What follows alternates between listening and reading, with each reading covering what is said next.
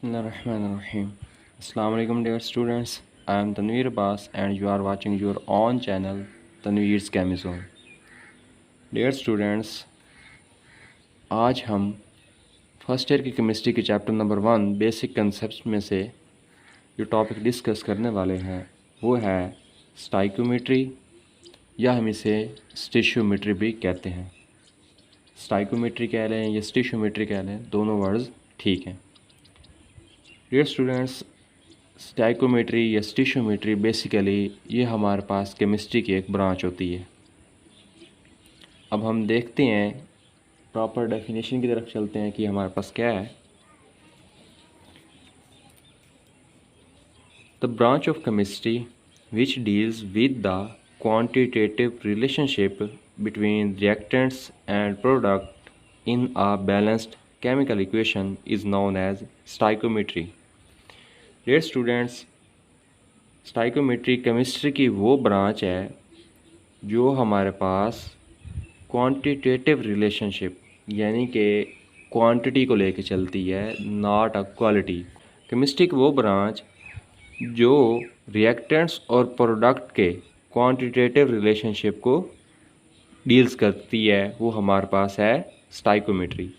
लेकिन इसमें जब रिएक्टेंट्स और प्रोडक्ट्स आते हैं तो इसमें जो केमिकल इक्वेशन होती है वो आपने माइंड में रखना है कि वो आपके पास बैलेंस्ड केमिकल इक्वेशन होनी चाहिए। चलते हैं एग्जांपल्स की तरफ। पहले हम एग्जांपल लेते हैं कार्बन और ऑक्सीजन, ये आपस में रिएक्ट करती है तो हमारे पास कार्बन डाइऑक्साइड बनती है। डियर स्टूडेंट्स, देखें अब ये इक्वेशन बैलेंस्ड है या नहीं।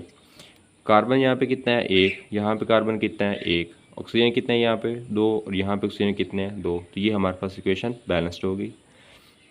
नेक्स्ट हम आते हैं इस इक्वेशन में वाटर की फॉर्मेशन, H2 प्लस O2 मिलकर बनाते हैं H2O। अब देखते हैं ये इक्वेशन बैलेंस है या नहीं। यहाँ पे H कितने हैं 2, यहाँ पे H कितने हैं 2। फाइन। नेक्स्ट है ऑक्सीजन, ऑक्सीजन यहाँ पे है O2, यहाँ पे ऑक्सीजन सिर्फ 1, तो ये बैलेंस नहीं है। इसको बैलेंस करने के लिए हम क्या करेंगे, यहाँ पे हम 2 के साथ मल्टीप्लाई कर देंगे।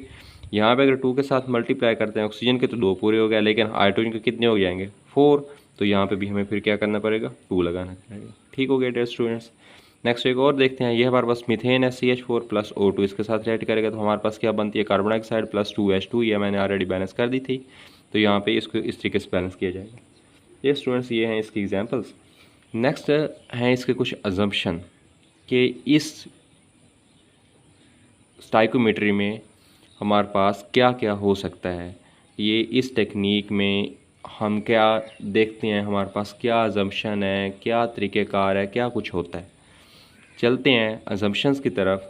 अजम्पशन बेसिकली उर्दू में हम इसे कहते हैं मफरूज़ात, यानी कोई जो चीज़ हम सोचते हैं, हमारे तजस्सुस में आती है, हमारी इमेजिनेशन में होती है, वो अजम्पशन है।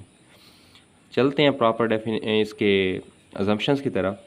पहला पॉइंट है हमारे पास, all the reactants are completely converted into products, यानी कि जितने भी केमिकल रिएक्शन में रिएक्टेंट टेक पार्ट करेंगे उन सब को प्रोडक्ट में कन्वर्ट होना चाहिए।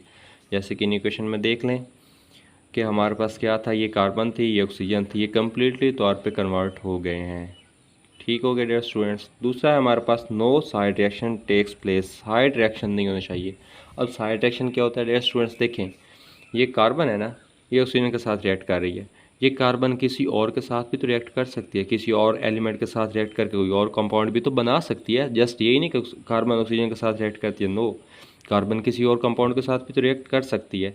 यही बात यहाँ पे की जा रही है कि कोई भी साइड रिएक्शन टेक प्लेस नहीं होना चाहिए। जिसके साथ हम रिएक्ट करवा रहे हैं बस उसी के साथ रिएक्शन हो, किसी और कंपाउंड या किसी और एलिमेंट के साथ इसका रिएक्शन ना हो। थर्ड असम्पशन हमारे पास क्या है, law of conservation of mass and law of definite proportion must be obeyed. तो सबसे पहले law of conservation of mass को देखते हैं कि law of conservation of mass क्या है। डियर स्टूडेंट्स देखें, अगर ये हमारे पास है कार्बन 12 और ये हमारे पास इसका मास 12 ग्राम है और ये 32 ग्राम है, तो हमारे पास रिज़ल्ट क्या आता है 44 ग्राम। ये देखें, इसमें ये 12 ग्राम था, ये 32 ग्राम था, दोनों को प्लस करेंगे 44 हो जाएगा, तो हमारे पास रिज़ल्ट भी क्या है 44 ग्राम। ये है हमारे पास law of conservation of mass, जितना मास रिएक्टेंट का था उतना ही मास प्रोडक्ट का आ गया। ठीक हो गया डियर स्टूडेंट्स। नेक्स्ट है law of definite proportion must be obeyed.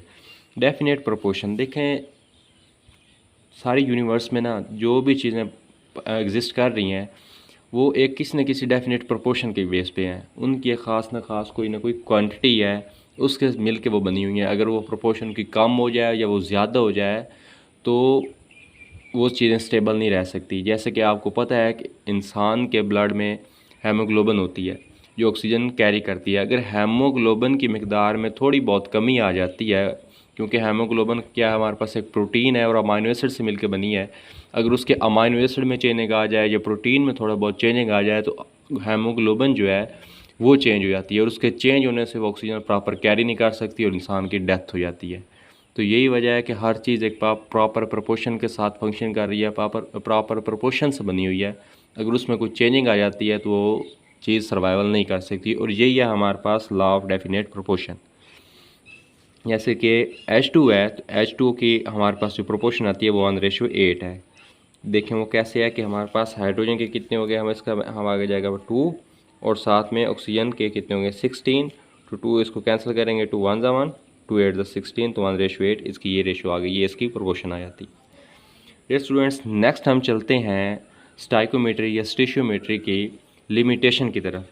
अब लिमिटेशन कुछ स्टूडेंट्स समझ लेते हैं कि ये जो लिमिटेशन है ना, ये लिमिटेशन का मतलब है कि ये थ्योरी फेल हो गई यहाँ पे, या ये जो कंसेप्ट हमने लिया है यहाँ पे फेल है। नो स्टूडेंट्स, लिमिटेशन का मतलब होता है एक बाउंड्री, एक हदूद। जहाँ तक ये आपका कंसेप्ट, आपकी ये थ्योरी जो है ये वहाँ तक तो अप्लाई हो सकती है, उससे बाहर जाएंगे तो ये किसी काम की नहीं है। लिमिटेशन का मतलब यही है। तो लिमिटेशन में हम देखते हैं कि कौन कौन सी हमारे पास लिमिटेशन है जहाँ पर ये हमारी स्टिशियोमेट्री या स्टाइकोमेट्री वर्क करेगी, उससे बाहर वर्क नहीं करेगी। पहली है it does not give details about rate and order of reaction.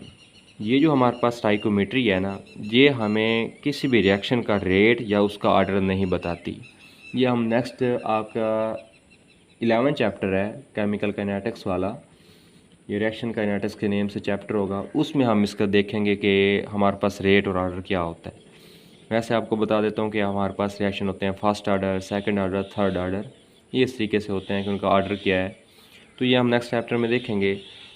अभी यही कि ये हमारे पास जो स्टैक्योमेट्री या स्टिशियोमेट्री है ये हमें रिएक्शन के बारे में डिटेल नहीं देती, किस चीज़ की, उसका ऑर्डर क्या है या उसका रेट क्या है। ठीक है डियर स्टूडेंट्स। नेक्स्ट है कि it does not explain conditions of reaction like temperature, pressure etcetera.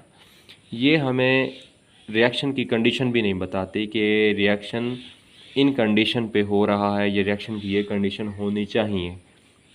जैसे कि कंडीशन कौन सी होती है, टेम्परेचर हम रखते हैं, प्रेशर हम रखते हैं, उसका वॉल्यूम वगैरह, वो सारी चीज़ें डिस्कस की जाती हैं, ये उनके बारे में भी नहीं बताती। डियर स्टूडेंट्स, नेक्स्ट है हमारे पास इसका स्टाइकोमेट्रिक रिलेशनशिप। अब देखते हैं वो हमारे पास क्या है। सबसे पहले हमारे पास है मैस रिलेशनशिप। इसमें क्या है कि if we have given the mass of one substance then we can calculate the mass of other substance. इसमें यह है कि अगर हमें किसी एक भी सब्सटेंस का रिएक्शन में ना, जो रिएक्टेंट्स हैं या प्रोडक्ट्स हैं, उनमें से अगर किसी एक का भी हमें सब्सटेंस का मास दिया गया है तो हम उस मास को यूज़ करके हम बाकी का मास, बाकी के सब्सटेंस का, बाकी के जो रिएक्टेंट्स हैं या प्रोडक्ट्स हैं उनका सब्सटेंस का मास हम कैलकुलेट कर सकते हैं। कैसे देखते हैं कि हमने पीछे एक इक्वेशन लिखी थी जिसमें हमने देखा था कि हमारे पास कार्बन थी प्लस ऑक्सीजन थी, तो हमारे पास क्या बन रहा था, CO2। इसमें देखें हमने इसका मास कहा था कि 12 है, इसका मास है 32 ग्राम और इसका मास है 44 ग्राम हमारे पास आता है। डियर स्टूडेंट्स, अगर इन तीनों में से अगर हमें सिर्फ यही मास दे दिया जाए, बाकी के ये दो मास ना दिए जाएँ, तो हम इसी एक को यूज़ करके बाकी का मास भी हम इन दोनों के फाइंड कर सकते हैं, और यही हमारे पास है मास रिलेशनशिप। नेक्स्ट हमारे पास है मास वॉल्यूम रिलेशनशिप। इसमें क्या है कि if we have given the mass of one substance then we can calculate the volume of the other substance and vice versa.